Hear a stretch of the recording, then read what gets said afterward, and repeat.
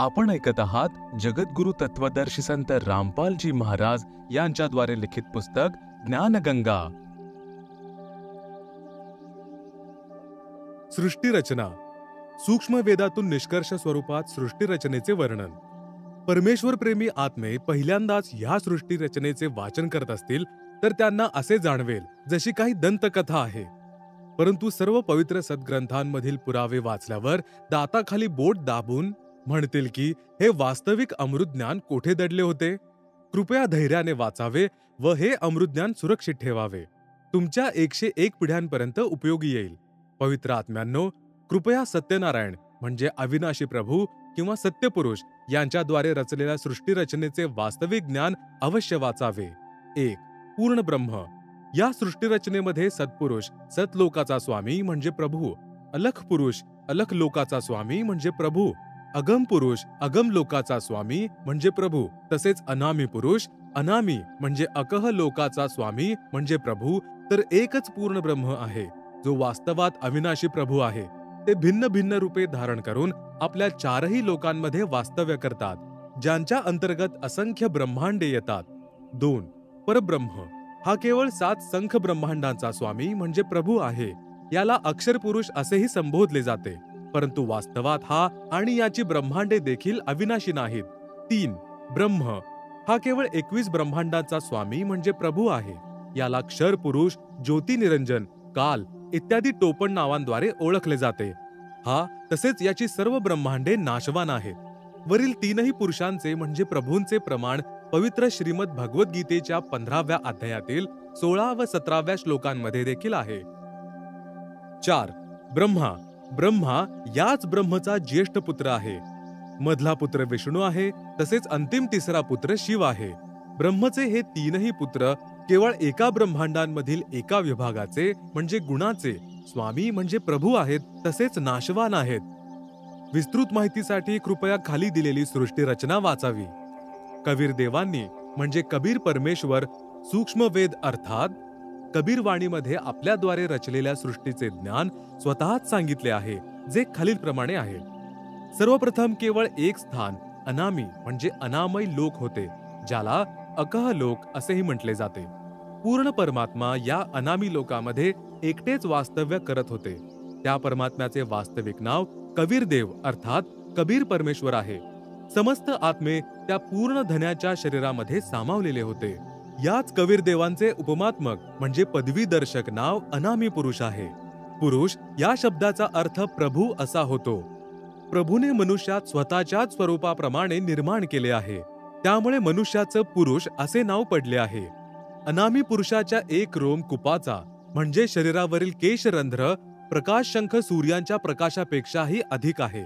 विशेष जसे एखाद्या देशाच्या आदरणीय पंतप्रधानांच्या शरीराचे नाव काही अन्य असते आणि पदाचे उपमात्मक म्हणजे पदवीदर्शक नाव प्रधानमंत्री असते। प्रधानमंत्री कित्येक वेळा आपल्याजवळ अनेक खाती देखील ठेवतात। ते ज्याही खात्याच्या दस्तऐवजांवर स्वाक्षरी करतात तर त्यावेळी त्याच खात्याचे पद लिहितात। जसे गृह मंत्रालयाच्या कागदपत्रांवर स्वाक्षरी करताना ते स्वतःला गृहमंत्री असे लिहितात, तेथे त्याच व्यक्तीच्या स्वाक्षरीची शक्ती कमी होते। अशाच प्रकारे वेगवेगळ्या लोकांमध्ये कबीर परमेश्वर म्हणजे कबीर देव यांच्या तेजामध्ये फरक पडत जातो। ठीक अशाच प्रकारे पूर्ण परमात्मा कबीर देव म्हणजे कबीर परमेश्वर यांनी खालील आणखी 3 लोकांची म्हणजे अगमलोक, अलखलोक, सतलोक रचना शब्दाद्वारे म्हणजे वचनाद्वारे केली आहे। हेच पूर्ण ब्रह्म परमात्मा कबीर देव म्हणजे कबीर परमेश्वर अगमलोकी प्रकट झाले, आणि हेच कबीर देव म्हणजे कबीर परमेश्वर अगमलोकाचेही स्वामी आहेत। तेथे त्यांचे उपमात्मक म्हणजे पदवीदर्शक नाव अगम पुरुष अर्थात अगम प्रभू असे आहे। याच अगम प्रभूंचे मानव सदृश शरीर अत्यंत तेजोमय आहे, ज्यांच्या एक रोम म्हणजे शरीराचा एक केश रंध्राचा प्रकाश शेकडो खरब सूर्यांच्या प्रकाशापेक्षाही अधिक आहे। हे पूर्ण परमात्मा कबीर देव म्हणजे कबीर देव कबीर परमेश्वर अलख लोकात प्रकट झाले व ते स्वतःच अलख लोकांचे पण स्वामी आहेत, आणि त्यांचे उपमात्मक नाव म्हणजे पदवीदर्शक नाव अलख पुरुष याच परमेश्वरांचे आहे। तसेच या पूर्ण प्रभूंचे मानव सदृश शरीर तेजोमय म्हणजे स्वर ज्योती स्वयंप्रकाशित आहे। त्यांच्या एक रोम रंध्राचा म्हणजे शरीराचा एक केश प्रकाश अब्ज सूर्यांच्या प्रकाशापेक्षाही अधिक आहे। हेच पूर्ण परमेश्वर सतलोकात प्रकट झाले, तसेच सतलोकाचेही तेच अधिपती आहेत. त्यामुळेच त्यांचे उपमात्मक नाव म्हणजे पदवीदर्शक नाव सत्पुरुष म्हणजे अविनाशी प्रभू असे आहे. यांचेच नाव अकाल मूर्ती, शब्दस्वरूपी राम, पूर्ण ब्रह्म, परम अक्षर ब्रह्म इत्यादी आहेत. यात सत्पुरुष कबीर देवांचे म्हणजे कबीर प्रभू मानव सदृश शरीर तेजोमय आहे, ज्यांच्या एक रोम रंध्राचा प्रकाश कोटी सूर्य तसेच तितक्याच चंद्रांच्या प्रकाशापेक्षाही अधिक आहे. याच कबीर देवांनी म्हणजे कबीर प्रभू सत्पुरुष रूपामध्ये प्रकट होऊन सतलोकात विराजमान होऊन सर्वप्रथम सतलोकातील अन्य रचना केल्या. एका शब्दाने म्हणजे वचनाने 16 द्वीपांची रचना केली. नंतर 16 शब्दांपासून 16 पुत्रांची उत्पत्ती केली. अमृताने भरलेल्या एका मानसरोवराची रचना केली.